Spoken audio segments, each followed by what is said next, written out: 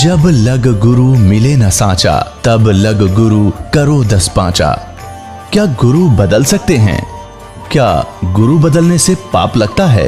आध्यात्म के इस मैदान में आखिर सही गुरु कौन है?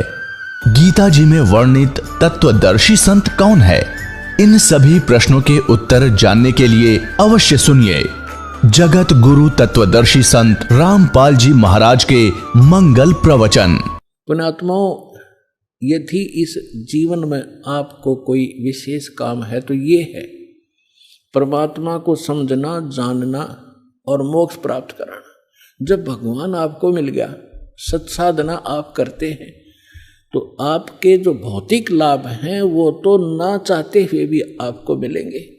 परमात्मा आपको सारे सुख भी देगा आपको भक्ति कराने के लिए। जैसे हम अपने बच्चों को शिक्षा ग्रहण कराने के लिए कितनी सुविधा देते हैं, स्वयं हम मजदूरी करते हैं और बच्चों को बढ़िया ड्रेस देते हैं, उनको गाड़ियों में भेजते हैं और 15-20 वर्ष तक बच्चे तो पढ़ो और अपना कल्याण कराओ।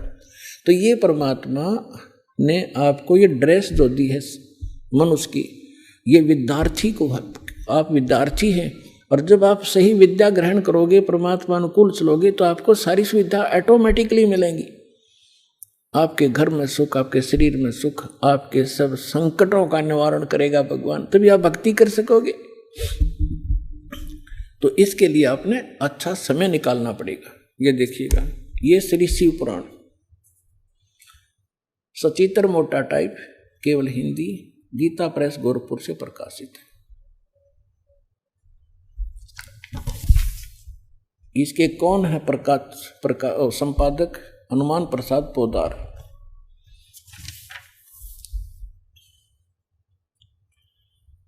ये प्रकाशक मुद्रक है, गीता प्रेस गोरखपुर, गोविंद मनु कार्यालय कोलकाता का संस्थान। अब यहां देखिएगा, ये 98-99 पृष्ठ पर हम पढ़ेंगे रुद्र संहिता, संक्षिप्त शिव पुराण, और ये 98 पे यहां नीचे से 5वां अध्याय है। अपने पुत्र नारद की यह बात सुनकर लोक पितामह ब्रह्मा वहां इस प्रकार बोले। अब 99 पर आ गए हम। ब्रह्मा जी ने कहा, ब्रह्मन देव शिरोमणे, तुम सदा समस्त जगत के उपकार में लगे रहते हो। तुमने लोगों के हित की कामना से बहुत उत्तम बात पूछी। अब नारद जी ने क्या पूछा था कि पिताजी, अपने पिता ब्रह्मा से, कि मुझे सृष्टि रचना सुनाओ। अब यो लगा सृष्टि रचना सुना। देखिएगा, जिस समय समस्त चराचर जगत नष्ट हो गया था, सर्वत्र केवल अंधकार ही अंधकार था, न सूर्य थे न चंद्रमा आदि आदि। उस समय तत् सत ब्रह्म, इस श्रुति में जो सत सुना जाता है एकमात्र वही शेष था। ठीक, अब ये देखिए क्या सट्टे मारेगा है। क्योंकि पुण्यात्मा ये 100 पृष्ठ पा गया। आपको थोड़ा सा हिंट दे दूं कि परमात्मा जब प्रथम सतयुग में आए थे, इन तीनों को मिले थे, ब्रह्मा जी को, विष्णु जी को, शिव जी को। इन्होंने मालिक से ज्ञान एक संत रूप में, ऋषि रूप में, और इन्होंने ये ज्ञान सुना था परमात्मा से।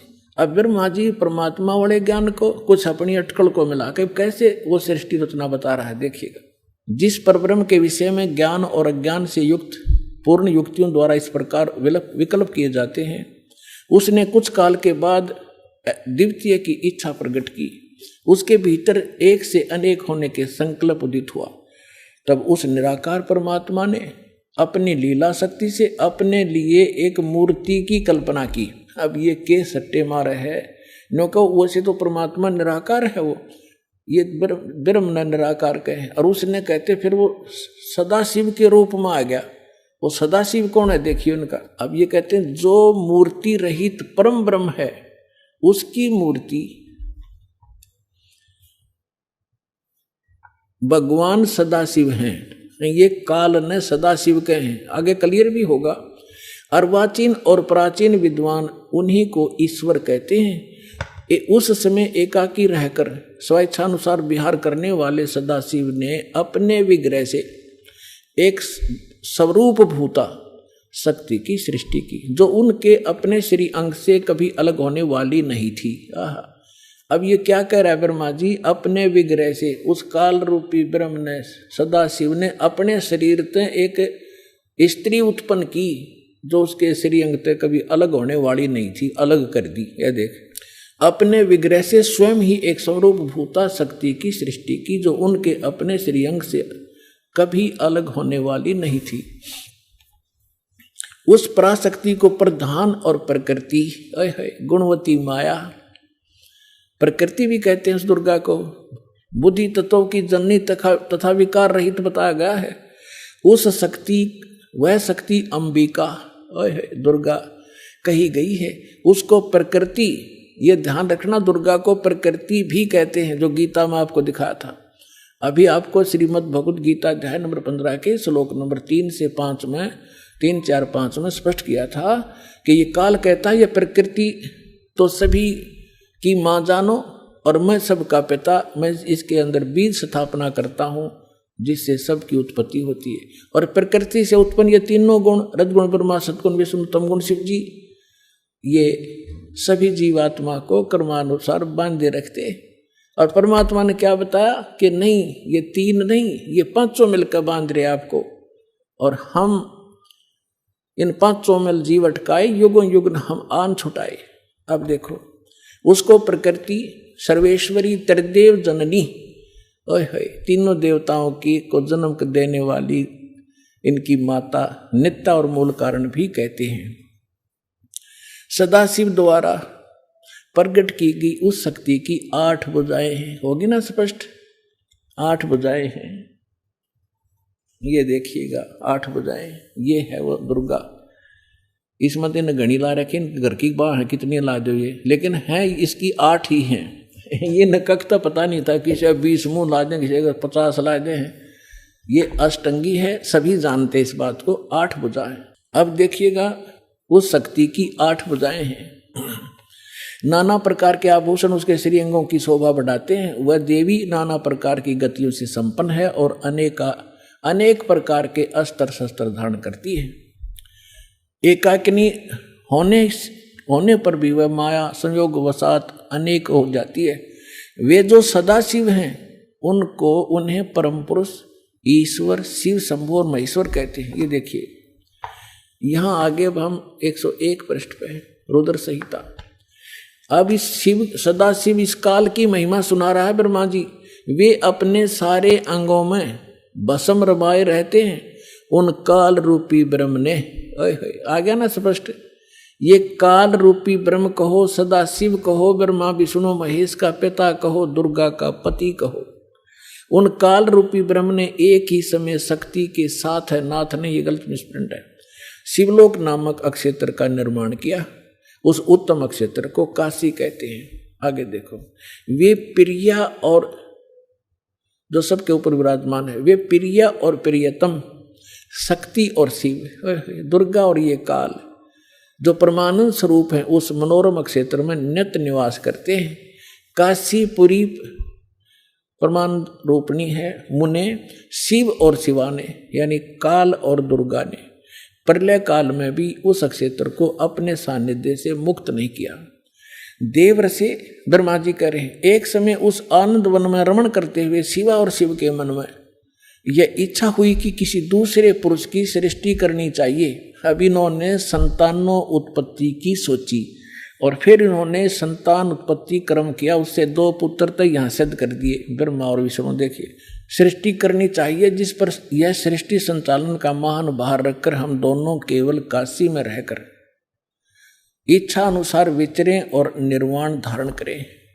ऐसा निश्चय करके शक्ति सहित सर्वव्यापी परमेश्वर शिव ने अपने वाम भाग के 10वें अंग पर अमृत मल दिया।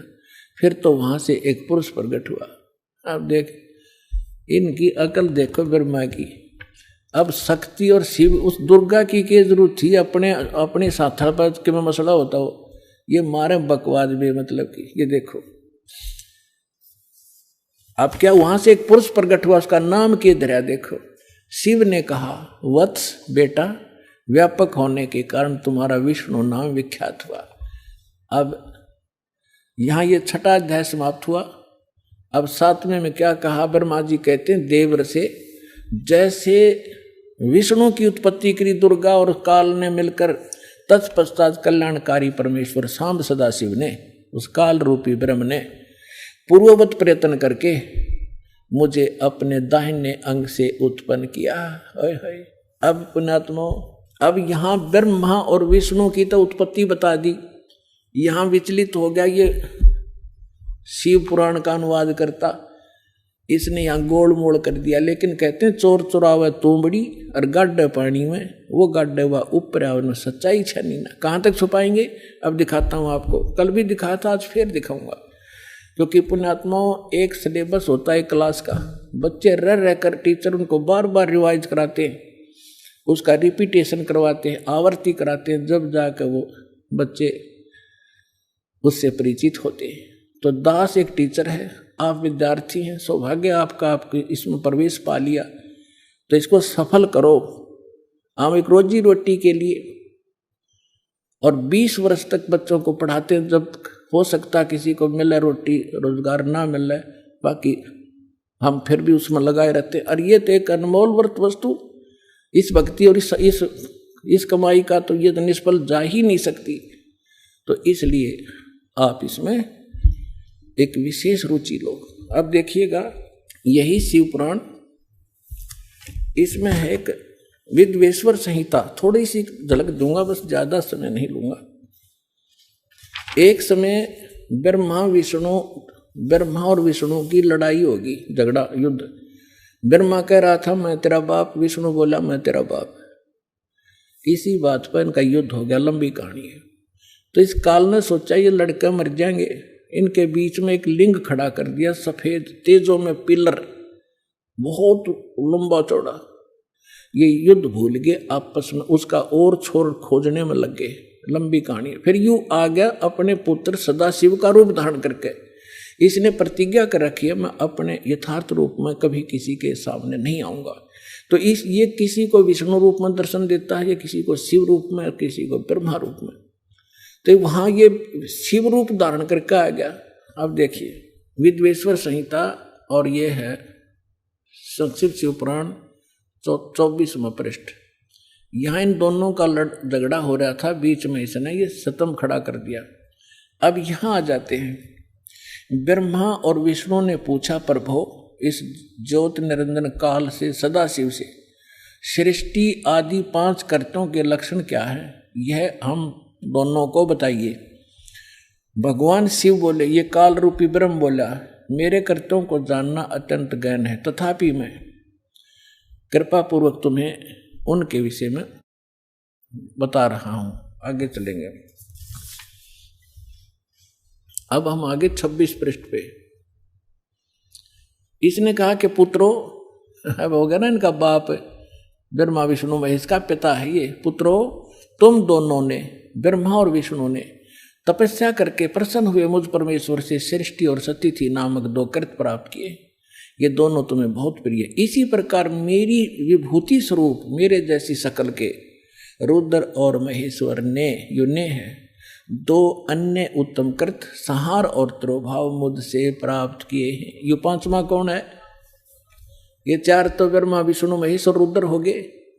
इस महेश का, इसी का एक शकल है रुद्र, और वो 11 रुद्रों का कंट्रोलर है वो रुद्र, वो अलग है। और ये ब्रह्मा विष्णु महेश ये अलग है। तो ये 5वां जो बोल रहा है यू है काल दुर्गा का पति। अब हमने यहां से इतना ही लेना था। अब आपको जो दास ने अभी दिखाया था, ये पहले दास ने परमात्मा के द्वारा बताई सृष्टि रचना सुनाई, और अब इन सदग्रंथों में प्रमाणित हो रही है। तो इससे क्या सिद्ध हो गया कि कौन है, कौन ब्रह्मा का पिता है और कौन विष्णु की माँ, शंकर का दादा कौन है, हमको देव बता। तो इस कथा से आपको सौदा सिद्ध हो जाएगा कि ब्रह्मा विष्णु महेश का पिता और शंकर, इनका दादा कौन है? इनका दादा है कबीर जी, वो सत्य पुरुष जिसने इनके पिता ज्योत निरंजन को जन्म दिया, और उसी से फिर ब्रह्मा विष्णु महेश का जन्म हुआ इस ज्योति निरंजन काल से। तो इनका दादा कौन है? कबीर सत्य पुरुष, वो परमेश्वर है।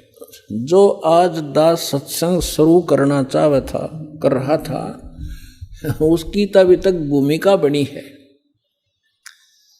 अब क्या हुआ, इन तीनों देवताओं का दुर्गा ने ब्याह कर दिया, अपने ही 3 रूप बनाए, सावित्री, लक्ष्मी और पार्वती।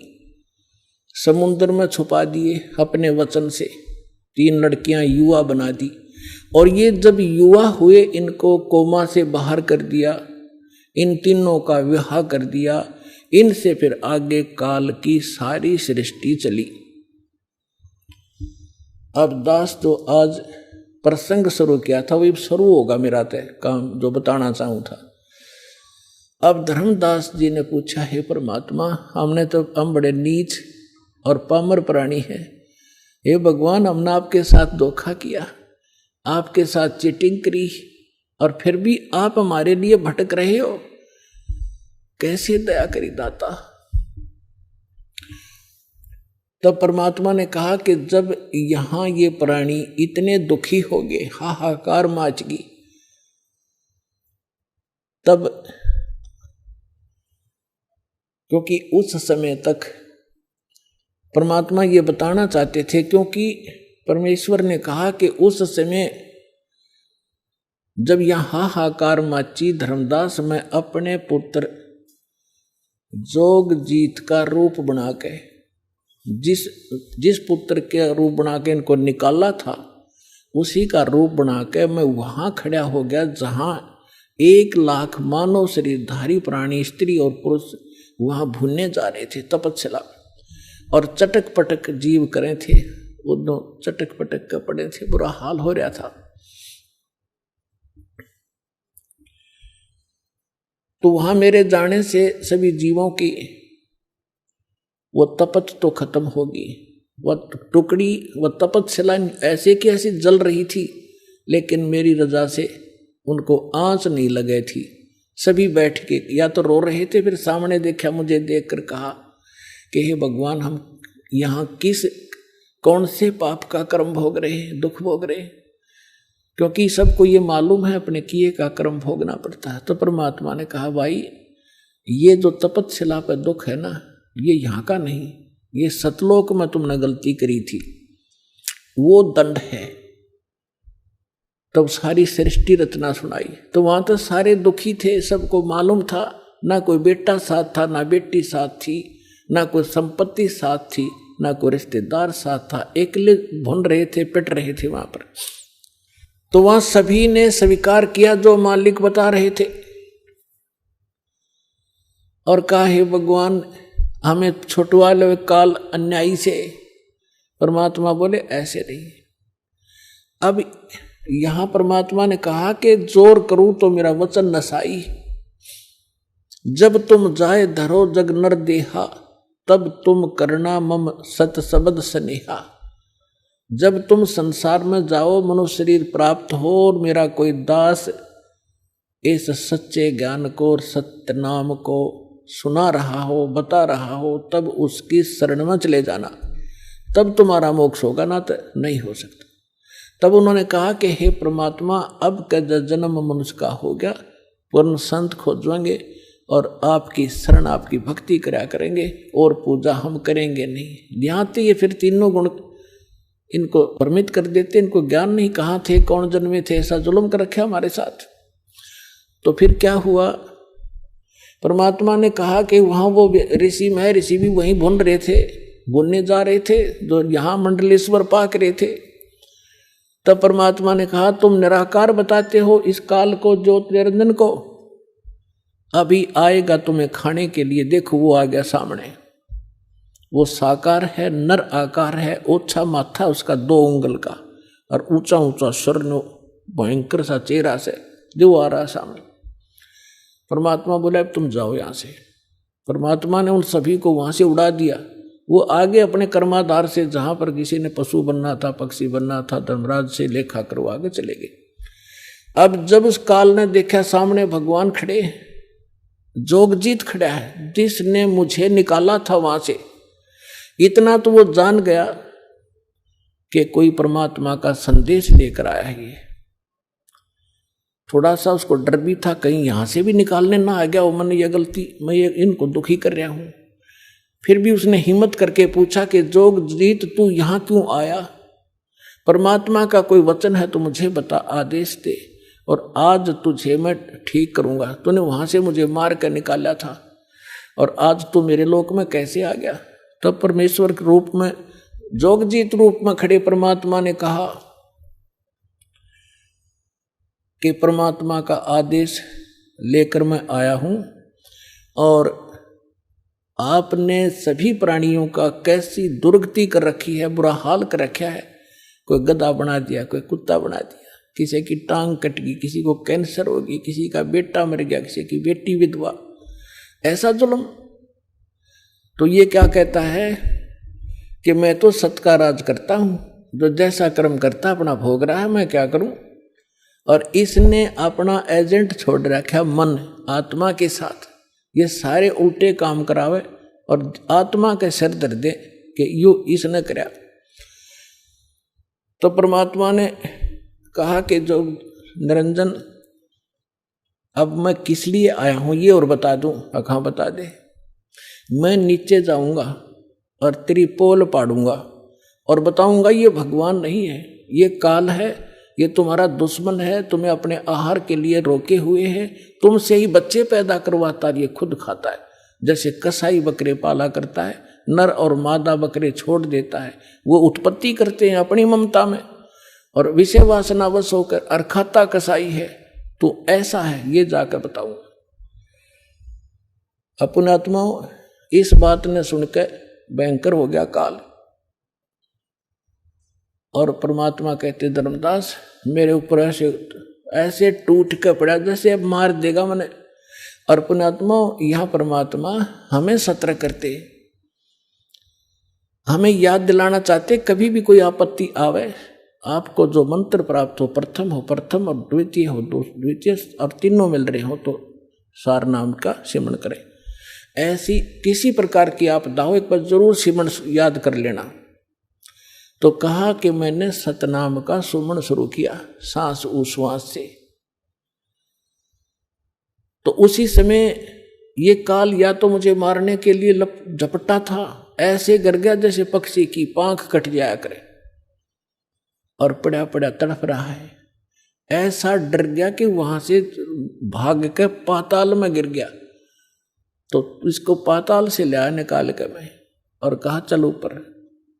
तब ये घबरा गया घना, मेरे पैर पकड़ लिए और कहा कोई बात नहीं, आप बेशक नीचे चले जाना, लेकिन एक अर्ज है मेरी, 3 युगों में जीव कम ले जाना और चौथे युग में कितने जीव ले जाना। तो परमात्मा ने कहा ठीक है। और दूसरा ये कहा कि मेरा ज्ञान जो माने वो हमारा, आपके ज्ञान को जो माने वो आपका, बलपूर्वक ना ले जाना। तो परमात्मा ने कहा ठीक है तथास्तु।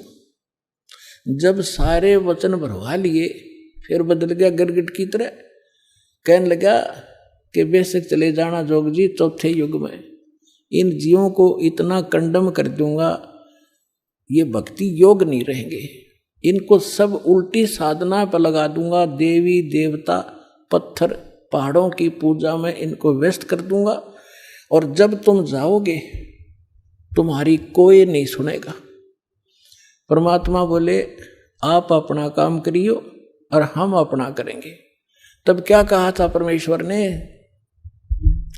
कि चौथा युग जब कलयुग आई तब हम अपना अंश पठाई, काल बंद छूटे नर लोई, सकल सृष्टि परवानिक होई, घर घर देखो बोध विचारा, सतनाम सब ठोर उचारा, 5505 तब ये वचन मेरा होगा साचा, कलयुग बीत जावे जब एता, सभी प्राणी परम पुरुष पद चेता।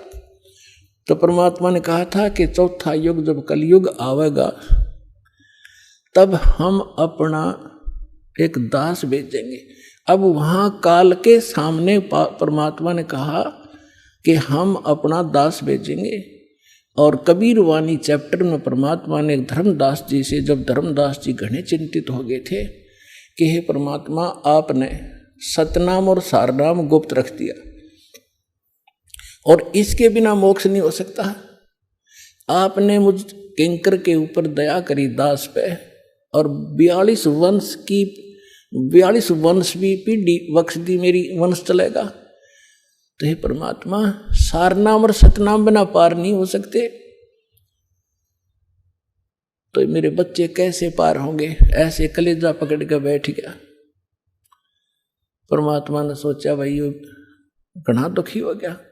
तो परमेश्वर ने कहा कि सुन ले, काल ने क्या कहा था, 12 पंथ करूं मैं साजा, नाम तुम्हारा ले करूं आवाजा। 12 पंथ नाम जो लेगी, हमरे मुख में आन समोही। जाओ जोग जीत संसारा, जीवन माने कहा तुम्हारा। जीव तुम्हारा कहा न माने, हमारी ओढ़ हो बाद बखाने। अब इतना समय नहीं रहा, मैं वो सारे प्रमाण आज नहीं दिखा पाऊंगा आपको कि 12 पंथ कौन कौन से हैं। तो 12 पंथ, 12वां पंथ गरीबदास पंथ बताया है, लिखा कवि सागर में। तो परमात्मा ने कहा तू चिंता ना करे धर्मदास, जब 5500 वर्ष कलयुग बीत जाएगा तब इस या बिचली पीढ़ी आवेगी, और बिचली पीढ़ी तक यो ज्ञान और तत्व ज्ञान और सतनाम सारनाम कति गुप्त रखना है, नहीं तो काल के दूतों का हाथ लग जाएगा, मेरा सारा मिशन खराब हो जाएगा। तब परमात्मा ने देखा कि ये बिल्कुल चिंतित हो गया घना। तब परमेश्वर ने कहा धर्मदास, जब साची बताऊं तेरे ते। तब धर्मदास ने कहा कि भगवान आज कितना अच्छा समय है, कलयुग स्टार्ट है सन 1398 में और 1512 तक, और आज भी लोग ना मानते, और आप कह रहे हो आगे तो भयंकर कलयुग पैदा कर देगा, काल ऐसा जुल्म कर देगा, हाहाकार मच जाएगी, इंसान कृतघ्नी हो जाएंगे। तो उस समय कैसे पार होंगे? आज तो आप भी विद्वान हैं और फिर भी ना मान रहे ये लोग। तो परमात्मा ने कहा जब 5500 वर्ष कलयुग बीतेगा और 12वां वंश चल चुका होगा इस काल का, यानी गरीबदास पंथ तक, तो उस 12वें पंथ में मैं आऊंगा स्वयं, और फिर सभी पंथों को खत्म करके एक पंथ बनाऊंगा, और सारी सृष्टि मेरा ही नाम लेगी। तेरे 42 वंश क्या सारी सृष्टि न पार करूंगा धर्मदास, इन 42 की तो चिंता छोड़ तू। तब उसका दिल डटा था, और काल के सामने परमात्मा ने थोड़ा सा भेद रखा कि मैं अपना अंश भेजूंगा, और वो सारे सूरी सृष्टि को, और घर घर देखो बोध विचारा, और सतनाम सब ठोड़ उचारा। आप देख रहे हो आज ये ज्ञान गीत, ज्ञान गंगा घर घर में पहुंच गई है। ना कोई किताब खरीदनी है, इंसान देखा था कितना, या किताब बिकती देखी थी आपने इस गांवों के अंदर, शहरों के अंदर? कोई सब्जी बेचा, कोई प्याज बेचा, कोई तोरी और घिया बेचा, ये तो देखी थी। तो परमात्मा ने कहा था घर घर देखो बोध विचारा, मेरे इस ज्ञान की चर्चा घर घर में शुरू हो जाएगी, और सारी सृष्टि नाम लेगी, और सतनाम सबको बताया जाएगा, और परमात्मा के उस परम पद की, सतलोक की सबको जानकारी होगी, पूरा विश्व व्यापार करो। तो वो समय आ गया है पुणात्माओं, और ये दास है वो परमात्मा का भेजा हुआ दास, और आप सभी पार हो जाओगे। बोलो सतगुरुदेव।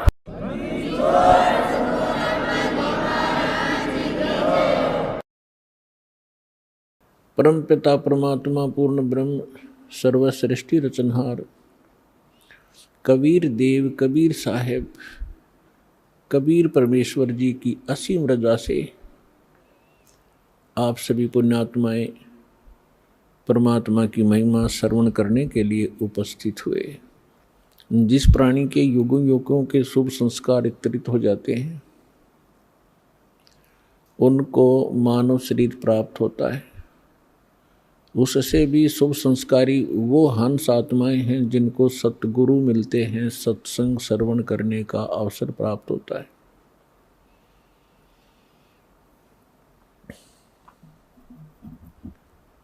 पुण्यात्माओं, आज तक हमें परमात्मा की ABC का भी ज्ञान नहीं था। हम कह भी अध्यात्म मार्ग का नहीं जान पाए। चाहे हम अपने आप को कितने ही विद्वान मानते रहे, चाहे हमने वेदों को कंठस्थ याद भी कर लिया, श्रीमद् भगवत गीता के सभी श्लोक भी हमने रट रखे थे, क्योंकि इसके विषय में परमेश्वर स्वयं आकर ही बताते हैं, गुरु बिन काहू न पाया ज्ञाना, जो थो था उस छड़े मूड किसाना। गुरु बिन वेद पढ़े जो प्राणी, समझ न सारे रहे अज्ञानी। ओए होए, परमेश्वर ने 600 वर्ष पहले बताया था कि ये ऋषि महर्षि ब्राह्मण लोग, विद्वान संत मंडलेश्वर, वेदों को कंठस्थ तो याद कर लिया, इनकी प्रभुता भी बनी हुई है। कोई चतुर्वेदी, कोई त्रिवेदी, कोई दिव्यवेदी, कि इन्होंने चारों वेदों को कंठस्थ याद कर रखा है। किसी ने 3 वेदों को, वो त्रिवेदी कहलाता है। किसी ने 2 वेदों को कंठस्थ याद कर रखा था, वो दिव्यवेदी कहलाते थे। अपने आत्माओं, यहाँ परमात्मा कहते हैं कि प्रत्येक प्राणी, प्रत्येक आत्मा, जब से वो परमात्मा कहते हैं मेरे से बिछड़ी है, उसी के तुरंत बाद इसको एहसास हो गया है कि हमसे गलती हो चुकी है और हमारी कोई अनमोल वस्तु हमसे छीनी जा चुकी है और उसके बगैर हम रह नहीं सकते, उसके बगैर हम सुखी नहीं हो सकते। उसको अब हम परमात्मा कहते हैं। तो जिस कारण से इस आत्मा ने उस वस्तु को पाने के लिए एक भरसक प्रयत्न किया और अभी तक वो सशक्त प्रयत्न जारी है। उसके लिए उन्होंने जंगलों में जाना, राज त्याग देना भी उचित समझा। शरीर नष्ट हो जाए, गल जाए, तपस्या कर करके उन्होंने भगवान पाना ही चाहा, पर नहीं मिला। उन्होंने चारों वेदों को कंठस्थ याद कर लिया, पढ़ने लगे थे परमात्मा को खोजने के लिए। फिर वो याद हो गए, क्योंकि पहले शांत स्वभाव के लोग होते थे, वर्तमान की हाहाकार नहीं थी। बार बार के रिपीटेशन से, आवर्ती से ये कंठस्थ हो जाते हैं। तो उन्होंने चारों वेदों को याद कर लिया और कोई भी कहीं बोलता तो वो तुरंत उसके अध्याय और मंत्र को तुरंत सुना देता, जिस कारण से वो प्रभुता प्राप्त हो गए। और जब प्राणी को प्रभुता प्राप्त हो जाती है, परमात्मा से कोसों दूर हो जाता है, क्योंकि जीव साहब नहीं हो सकता, परमात्मा ही साहब है। अब आप देखते हो हम कितने अज्ञानी हो गए। हम छोटी सी पोस्ट प्राप्त कर लेते हैं, यदि हम कोई सीधा नाम पुकारता है तो हमें दुख होता था, और हमें साहब बोलता तो हम प्रसन्न होते थे, छाती फूल जाती है। इस ज्ञान से पता चलेगा कि साहब क्या है और जीव क्या है। तो कहने का भाव यह है कि वो वेदों के कंठस्थ करने वाले इतने प्रभु बन गए, उनको ब्राह्मण कहने लगे। ब्राह्मण का अर्थ होता ब्राह्मण सोए जिन ब्रह्म पहचाना। ब्राह्मण सोए जो ब्रह्म पहचाने। ब्रह्म माने भगवान, परमात्मा को पहचाने। अपने आत्माओं, यहाँ क्योंकि ये दातम मार्ग है, पहली कक्षा के बालक भी आते हैं, तो ब्रह्म का अर्थ ये ना समझ लेना कि निरंजन ज्योति काल है, नहीं। ब्रह्म का अर्थ वैसे प्रभु होता है, भगवान होता है, राम कहो, साब कहो, ब्रह्म कहो। लेकिन जैसे हम पूर्ण परमात्मा कहते हैं, पूर्ण ब्रह्म कहते हैं, इसका मतलब कोई इनकम्प्लीट ब्रह्म भी है। लेकिन ब्रह्म शब्द पर्याप्त है परमात्मा के लिए। लेकिन यहाँ ये नकली प्रभु घने हो गए, तो इसलिए प्रभु की पहचान जिसने कर ली, ब्रह्म की पहचान जिसने कर ली, वो ब्राह्मण कहलाता है। दास अपने प्रवचनों में बहुत बार पंडितों ब्राह्मणों के विषय में उनकी मूर्खता अज्ञानता सुनाता है, तो उसमें ये ना समझें कि दास एक ब्राह्मण वर्ण को कह रहा है। ब्राह्मण वर्ण अलग वस्तु है। जैसे एक वैद्य था और वो बहुत अच्छा वैद्य था, नाड़ी पकड़कर तुरंत बता देता था अमुक रोग है, औषधि भी उसके पास कारगर थी, सुप्रसिद्ध हुआ। उसकी एक दो पीढ़ी उसके द्वारा बताई औषधि और उस विधि से वो उपचार करते रहे, वो भी वैद्य कहलाए। लेकिन आगे चल के वो लाखों की संख्या बन गई उनके वंशजों की, और वो वैद्य नहीं है, फिर भी उनका सरनेम वैद्य बन गया। अब कोई कुछ कार्य करता है, कोई कुछ कार्य करता है, वो भी अपने पीछे लगाता है रमेश वैद्य, और काम क्या है उसका, परचून की दुकान। जानता नहीं पेट के दर्द की दवाई औषधि और लिखता है रमेश वैद्य, तो वो वैद्य नहीं है। और यदि कहीं किसी वैद्य की मूर्खता बताई जाती है कि रोग ये और दवाई ये दे रहा है, ये खाक वैद्य है, तो उस वैद्य को दुख नहीं होता जो परचून की दुकान किए हुए। इसी प्रकार ब्राह्मण की विषय में जानना, मेरे पूज्य गुरुदेव जी ब्राह्मण वर्ण में जन्मे थे, लेकिन वो अपने आप को ब्राह्मण नहीं कहते थे, पंडित नहीं कहते थे। पंडित ब्राह्मण की दूसरा पर्यायवाची पंडित भी कहलाता है। पंडित का भी यही अर्थ होता है।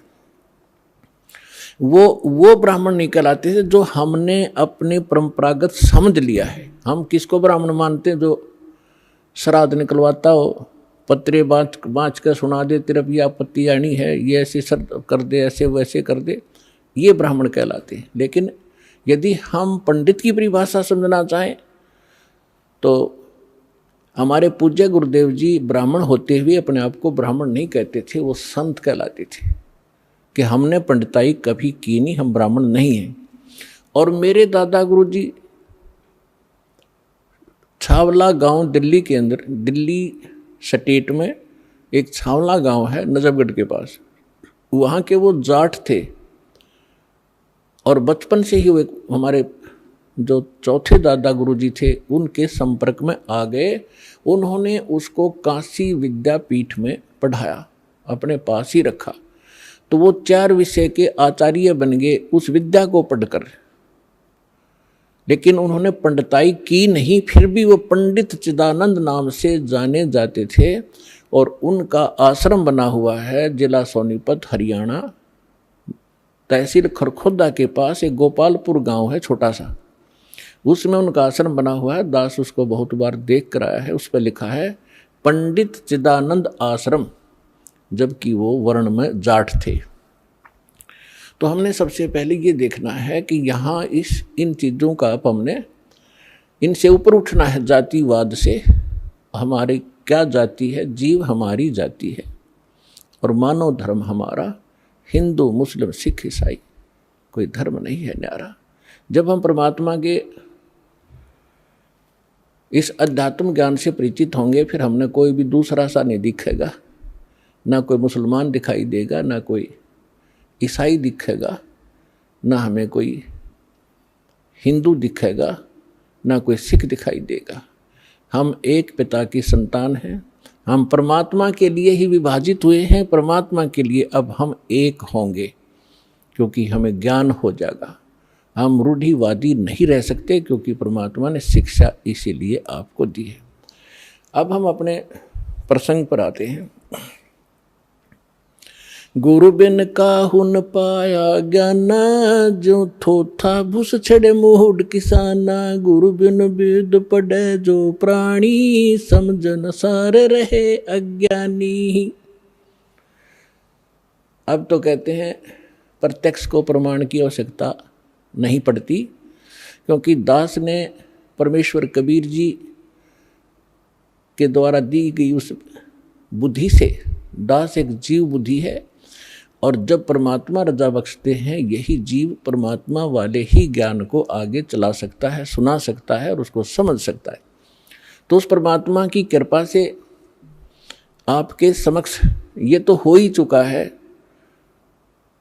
कि यथार्थ ज्ञान क्या है, अध्यात्म मार्ग कैसा है, और ये भी आप खूब समझते हैं कि आज तक इस हमारे सदग्रंथों को हमारे ही ऋषि महर्षि गुरु ब्राह्मण आचार्य शंकराचार्य इस सिलेबस से परिचित नहीं थे, तो खाक टीचर थे वो। जीवन अपना नाश कराया, हमारे पूर्वजों का भट्ठा बैठा दिया, भूत बनवा दिए, फिर उनके श्राद्ध निकलवाने शुरू कर दिए।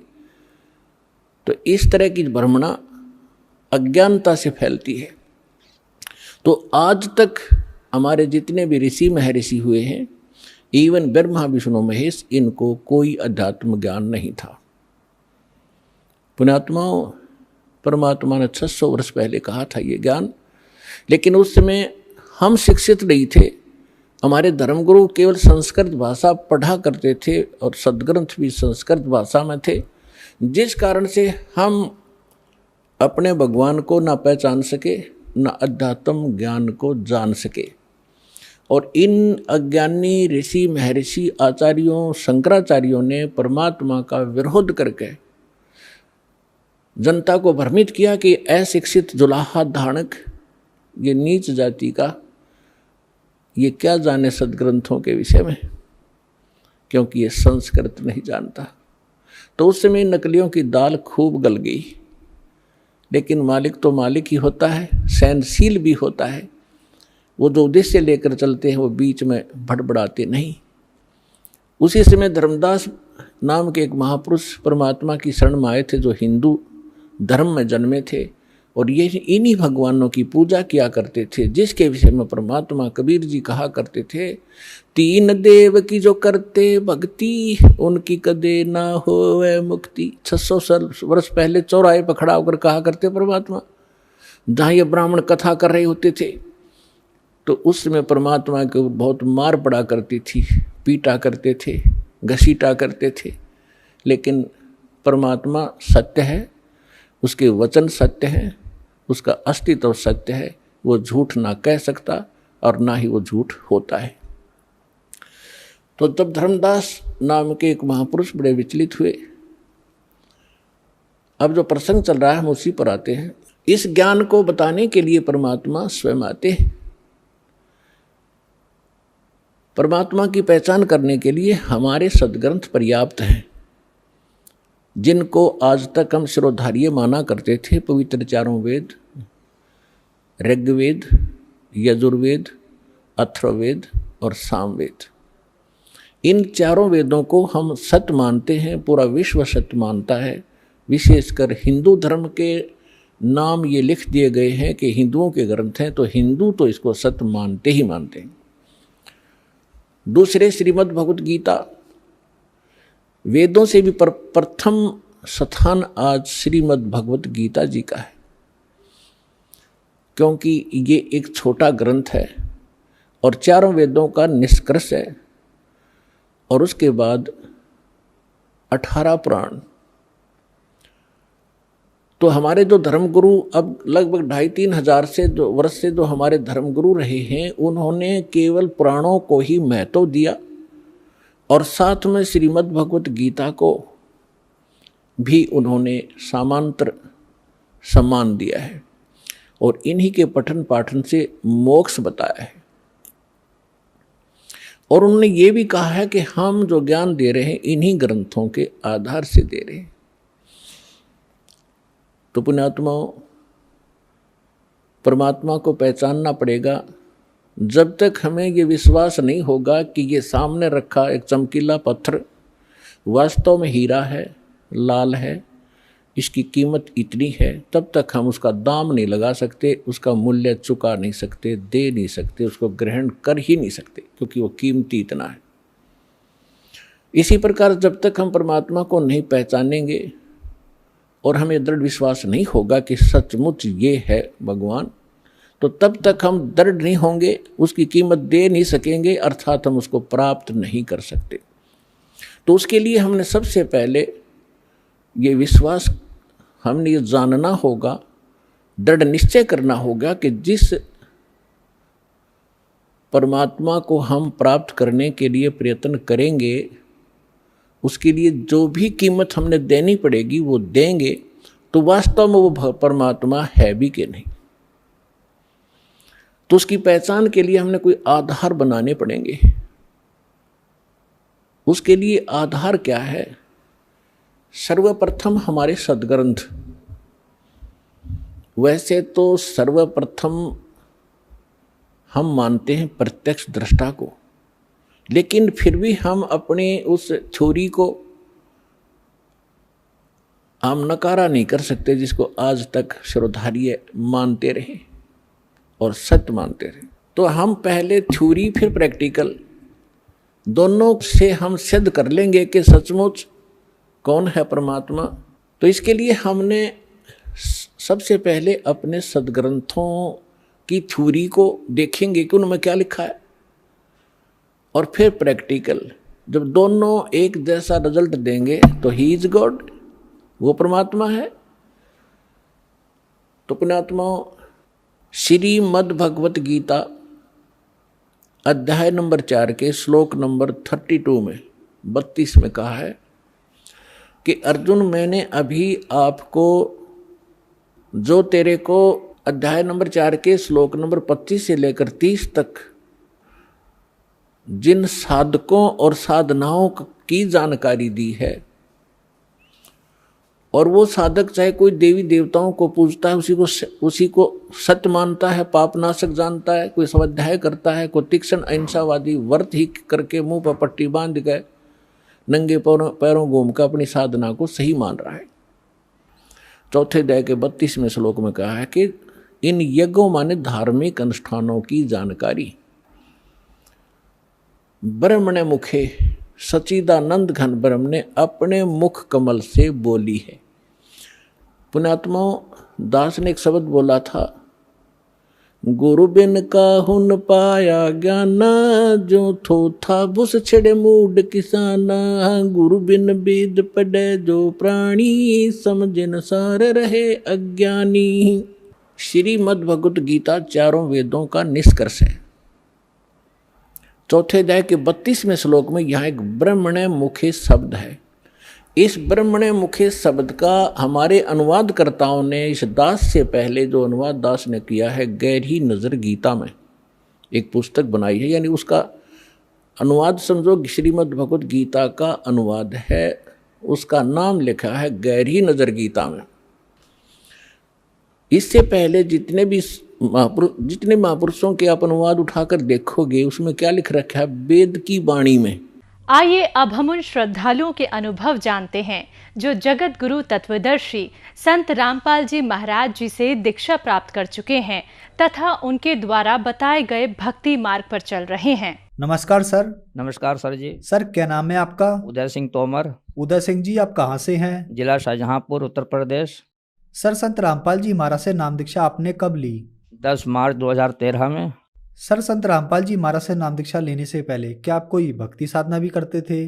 जी, भक्ति साधना करते थे, और क्योंकि हमारा परिवार ही सभी भक्ति करता था, और मैं जब छोटा था तो मेरे मन में विचार ये आता था कि मैं भी किसी भगवान की, किसी देवता की भक्ति करूं। विचार में था कि किस देवता की, किस भगवान की भक्ति करूं। तो खोज करते करते फिर मेरे समझ में बात आई कि हनुमान जी भक्ति सबसे ठीक है, सरल भी है, आसान है और ठीक है। मैंने हनुमान जी की भक्ति शुरू कर दी थी, और हनुमान जी की भक्ति मैंने जैसा विधि विधान में जानता था, मैंने 3 साल तक भक्ति करी हनुमान जी की। 3 साल भक्ति करने के बाद में फिर मैंने भक्ति छोड़ दी थी, क्योंकि उसमें ऐसा हुआ मेरे साथ कुछ शारीरिक घटनाएं घटी। मुझको एक बहुत भयंकर रोग लग गया, मेरे पूरे शरीर के अंदर दाने फोड़े से निकल आए, और मुझे ऐसा लगा जैसे कोई कोढ़ी हो जाता है, जिस प्रकार से शारीरिक बीमारी होती है, इस तरह से हो गया था। तो बाद में फिर मेरे पर हनुमान जी का कोई असर होने लगा था। तो घर वालों ने कहा कि अब आप ये सब भक्ति छोड़ दो, नहीं आप कहीं पागल हो गए तो आपका फिर आगे खेल ख़त्म हो जाएगा। तो घर वालों के कहने से और कुछ शारीरिक मतलब परेशानियों को देखते हुए, कठिनाई देखते हुए, फिर मैंने वो भक्ति छोड़ दी हनुमान जी की। उसके बाद फिर मैंने अपना इष्ट बनाया राम को, शिव जी को भी बनाया इष्ट अपना। तो इस तरह से मैं मतलब कि भक्ति करता चला आ रहा था, और फिर मैंने राम जी को अपना इष्ट बना लिया था। और राम जी को कोई भी मैं कार्य के लिए जाता था तो पहले अपने श्री राम को आराध्य मानकर हृदय में धारण करके मैं काम करता था। हमने पहले गुरु बनाए थे, बचपन में थे, जो कि उनको कान फूंकने वाले मंत्र दिए थे उन्होंने। वो कुछ समय तक चला, फिर बाद में मुझे गुरु मिल गए थे। आदि गुरु शंकराचार्य पंथ के अनुयायी थे, स्वामी सत्य प्रकाशानंद जी अजन्मा महाराज, अवधूत बाल ब्रह्मचारी। उनको हमने गुरु बनाया और 25 साल तक उनकी शरण में रहकर जैसे उन्होंने साधना बताई थी वैसे साधना करी। और उन्होंने एक मंत्र जो दिया था, उस मंत्र के साथ साथ ये बोला था कि इस मंत्र का जाप करते रहना श्वास के साथ में। वो मंत्र था शिवोहम। जैसे ऊपर नीचे मंत्र का जाप होता है, इस तरह से जाप करते रहना। हमने वो भी किया। करीब 15 साल लगभग मैंने उस मंत्र का जाप किया। लेकिन एक विधि जो बताई थी कि रात में 2 बजे उठकर पलथी मारकर और यहाँ नाक के ऊपर यहाँ पर ध्यान लगाया करना, यहाँ तुम्हें प्रकाश दिखाई देगा। उस साधना को फिर मैंने रात में 2 बजे उठ करके मैं उस साधना में फिर पूरी मैंने अपनी निष्ठा से पूरी जोर शोर ताकत से मैंने शुरू कर दी कि किसी तरह वो उपलब्धि प्राप्त हो जाए, जिससे मैं उनसे ये बताकर इसके विषय में कुछ जानकारी ले सकूं। सर फिर क्या कारण बना कि आप संत रामपाल जी महाराज की शरण में आए? संत रामपाल जी शरण में हम इसलिए आए कि मुझे ये टीवी के माध्यम से ज्ञान हुआ कि सोहम से ऊपर और है सत सुकृत एक नाम। और फिर हमने गीता में देखा कि ओम तत्सत ब्राह्मण त्रिविध स्मृता, कि ओम से ऊपर ये तत् और सत, ये 2 प्रभु और हैं जो ब्रह्म, परम ब्रह्म, पूर्ण ब्रह्म कहलाते हैं। अक्षर पुरुष, अक्षर पुरुष, परम अक्षर पुरुष। और हमें तो केवल ब्रह्म तक का ही ज्ञान था, इसके आगे ज्ञान नहीं था। फिर हमने टीवी चैनल के माध्यम से संत रामपाल जी महाराज का जो हमने प्रवचन सुने, देखे, जिसमें गीता का, वेद के अंदर भी परमात्मा ने स्पष्ट कर दिया कि कबीर देव नाम का वो परमात्मा है। और वो मतलब कि उनके जो गुण गाए गए परमात्मा के वेदों में, वो उनमें वैसे ही पाए गए। और फिर ये भी साबित हुआ मुझे टीवी देखने के माध्यम से कि संत रामपाल जी महाराज ने जब ये सिद्ध कर दिया कि उस पर कि परमात्मा कबीर हैं, तब मेरे मन में चिंता हुई। तब मैंने एक वृद्ध थे, 80 वर्ष के सरदार जी थे, उनको मैंने बताया कि ये सतनाम जो और आप जो वाहेगुरु बोलते हो, ये वो चीज़ नहीं है। वो तो वहाँ सतलोक आश्रम बरवाला में मिलेगी। संत रामपाल जी महाराज के इसके जानकार हैं और वही ये सब कुछ देंगे। तो मैंने उनका साथ लिया और पहली बार मैं बरवाला गया। जाने के बाद वहाँ पर फिर मैंने नामदान लिया संत रामपाल जी महाराज से। सर संत रामपाल जी महाराज से नाम दीक्षा लेने के बाद क्या आपको कुछ लाभ भी प्राप्त हुए? हाँ जी, लाभ तो बहुत प्राप्त हुए और उसके बाद तो लाभ ही लाभ होते चले आ रहे हैं। हानि का तो कोई कहीं से समझ में नहीं आता है कहीं पर से हानि हुई हो। अगर हमें ऐसा लगता है कि हाँ कुछ हानि हो रही है, लेकिन उसका परिणाम जब देखा तो वो भी बहुत अच्छा और पॉजिटिव प्लस में वो गया। मेरी आर्थिक स्थिति बहुत ख़राब थी और हमें मतलब शारीरिक कष्ट भी थोड़े छोटे मोटे बने रहते थे। परिवार में भी लोग कोई ना कोई बीमारी से ग्रसित रहते थे। तो इस वजह से हालात ये थे कि मैं सरकारी सर्विस करते हुए भी कभी मैं आर्थिक रूप से अपने को संभाल नहीं पाया और हालत इतनी ख़राब थी कि मैं 5,000 रुपये ब्याज तक मैं देता था, यह कंडीशन थी। लेकिन संत रामपाल जी महाराज की शरण में जाने से मेरे ये सारे जाने से पहले ही ये संकट दूर होना शुरू हो गए थे और मुझे आर्थिक रूप से इतनी मजबूती मुझे मिलना शुरू हो गई कि मैं सोच नहीं सकता हूँ। परमात्मा ने ऐसे चमत्कार कर दिए कि मैं इस सोच के हैरान हूँ कि परमात्मा ही वो काम कर सकता है जो कि दूसरों के लिए असंभव है। मुझे मतलब कि बैंक लोन का समस्या थी, ऐसा बंदा मिल गया जिसने खुद मुझसे कहा कि तुम ऐसा कर लो और तुम्हारी ये ज़रूरत है। हमने कहा ठीक है, मुझे ज़रूरत तो थी लेकिन मैं थोड़ा सा उलझन की वजह से नहीं चाहता था, तो मेरा ये काम हुआ। और मैंने एक अपनी कमेटी चला रखी थी। जाने से पहले वो कमेटी में मुझे मेरा नंबर आ गया, वो भी पैसा मुझे मिला और हमने मतलब कि सैलरी हमारी थी जो 20-25 तारीख के बाद मिला करती थी, वो भी समय से मिलना शुरू हो गई। तो मेरे पास पैसा इतना हो गया कि एडवांस पैसा मेरे घर में रखा रहता था। और मैंने परमात्मा से प्रार्थना भी की थी कि परमात्मा बरवाला में कि प्रभु कुछ ऐसी कृपा करना कि हम अधिक से अधिक आपके दरबार में आपके दर्शन हेतु हम आ सकें, ऐसी व्यवस्था कर देना परमात्मा। तो हम जब नाम दान लेकर के आए उसके बाद हमारे परिवार के लोग जुड़ना शुरू हुए, उनको साथ में लेके जाने लगे और इस तरह से हमें मौका बराबर मिलता रहा परमात्मा के दरबार में जाने का। हमारी पत्नी को कैंसर हुआ था और उसका हमने इलाज डॉक्टर से करवाया। एक डॉक्टर ने रेफ़र किया बरेली केशलता हॉस्पिटल में। वहाँ डॉक्टर ने बोला कि इनका ऑपरेशन होगा, 10 दिन भर्ती रहने के लिए बताया। तो मैं फिर वहाँ से उनको छोड़ करके फिर मैं सीधे उसी डॉक्टर के पास गया जिसने वहाँ भेजा था बरेली में मुझे। बदायूं के डॉक्टर थे, तो उनसे मैंने परामर्श किया कोई ऐसा डॉक्टर बताइए जो बीमारी को सही कर सके और ठीक इलाज हो पाए। तब उन्होंने बताया कि आपका दिल्ली, लखनऊ, कानपुर, अलीगढ़ इस जगह पे इलाज है और वहीं आप करा सकते हैं। फिर मैंने लखनऊ चुना। लखनऊ गया, वहाँ पर मैंने वाइफ पत्नी का इलाज करवाया। लगभग 1 साल तक वहाँ उनका इलाज चला, जबकि वो डॉक्टर बता रहे थे कि इनका ऑपरेशन होगा अभी तुरंत और इतना खर्चा, 10 दिन भर्ती रहेंगे। वहाँ जाने के बाद में वहाँ पर डॉक्टरों ने कह दिया कि ना हम ऑपरेशन करेंगे, ना हम ऑपरेशन की सलाह देंगे। और उसके बाद 1.5 साल लगभग इलाज चला। जब मैंने पत्नी का इलाज करवा रहा था तो मैंने वहाँ पर डॉक्टरों से कुछ सलाह ली, पूछा, तो कहने लगे कि इस तरह के मरीज़ जो हैं 1.5-2 साल तक ज़िंदा रहते हैं, ज़्यादा लंबा जीवन नहीं जी पाते हैं। लेकिन परमात्मा संत रामपाल जी महाराज की कृपा से वो आज भी जीवित हैं और ऑपरेशन जो होना था वो ऑपरेशन भी नहीं हुआ, केवल दवा के द्वारा ही वो ठीक हो गई। ये सब संत रामपाल जी महाराज की कृपा थी और आज हम पूरे परिवार सहित संत रामपाल जी महाराज की शरण में हैं। और मुझे भी टाइफाइड हो गया था, तो मैं भी उस समय बहुत मेरी हालत बुरी हो चुकी थी कि मेरे एक कदम नहीं चल पाता था। लोग मुझे लिटालते थे, बैठालते थे। तो मैं भी समझ रहा था कि ऐसा ना हो कि मेरा शरीर ये जीवन का अंत हो जाए। वो भी मैं ठीक हुआ। एक बार नीलगाय से मैं टकराया, बहुत भयंकर टक्कर हुई थी, गाड़ी मेरी बिल्कुल पलट गई थी मोटरसाइकिल, और मैं दूर गिरा जा कर के, और तो उसमें मुझे चोट आई थी। फिर बाद में डॉक्टरों को दिखाया, उसमें ठीक हो गए। कुछ लोगों ने ये बताया कि इस तरह के एक्सीडेंट में कोई बचता नहीं है, लोग मर जाते हैं। कई लोग वहाँ मर भी चुके थे, 1-2 लोग मर चुके थे। कुछ लोगों के मतलब कि शरीर में टूट फूट काफ़ी हो गई थी, लेकिन मुझे सिर्फ हल्की चोटें आई थीं और मैं ठीक हो गया। और मैं एक बात कहना चाहूँगा, बवासीर की शिकायत जो थी, शिकायत इनकी, वो भी ठीक हो गई परमात्मा की कृपा से, और आज बिल्कुल ठीक हैं। सर, संत रामपाल जी महाराज से नाम दीक्षा लेने के बाद आपको बहुत सारे लाभ प्राप्त हुए। संत रामपाल जी महाराज के बारे में यह कहा जाता है कि संत रामपाल जी महाराज ब्रह्मा विष्णु महेश जी की भक्ति छुड़वाते हैं, क्या यह बात सही है? नहीं, ये ऐसा नहीं है।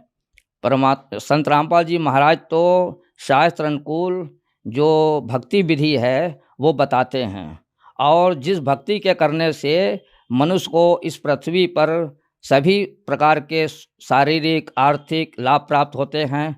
और जैसा कि हम पहले सतकथाएं पढ़ते थे कि यहाँ कथा सुनो, यहाँ भी सुख मिलेगा, फिर उसके अंत में परम धाम चले जाओगे, वो सब झूठ था, उसमें कोई सच्चाई नहीं थी। सच्चाई तो ये है कि वो सत्य कथा आज हमारे संत रामपाल जी महाराज अपना टीवी के माध्यम से और अपना सत्संग के माध्यम से दे रहे हैं, और यही वो सत्य कथा है जिसे जगत के प्राणी सुनेंगे और इस संसार के सुखों को प्राप्त करके अंत में परम धाम उस सतलोक में चले जाएंगे, जहाँ जाने के बाद फिर कभी लौट संसार में नहीं आते हैं, जहाँ सुख ही सुख है, दुख नाम की कोई चीज़ नहीं है। ये मार्ग वही मार्ग है। ये सर, जो दर्शक आज आपको टीवी पर देख रहे हैं, आप उन्हें क्या संदेश देना चाहेंगे? संदेश तो परमात्मा दे रहे हैं, और मैं उन सब भगत जो भी हमारे जगत के भाई बहन हैं उनसे मैं प्रार्थना करता हूँ कि कोई इस गफलत में ना रहे कि ये कोई साधारण मनुष्य हैं, ये स्वयं परमात्मा हैं, ये सिद्ध हो चुका है, और वो परमात्मा संत रामपाल जी के महाराज के रूप में आज धरती पे विराजमान है। इसमें किसी प्रकार की कोई संशय संदेह की बात नहीं है। जो लोग मुझे देख रहे हैं, सुन रहे हैं, अगर वो किसी बात का चैलेंज करते हैं, इस बात की शंका करते हैं, तो वो हमसे संपर्क कर सकते हैं। धन्यवाद सर। सत साहिब।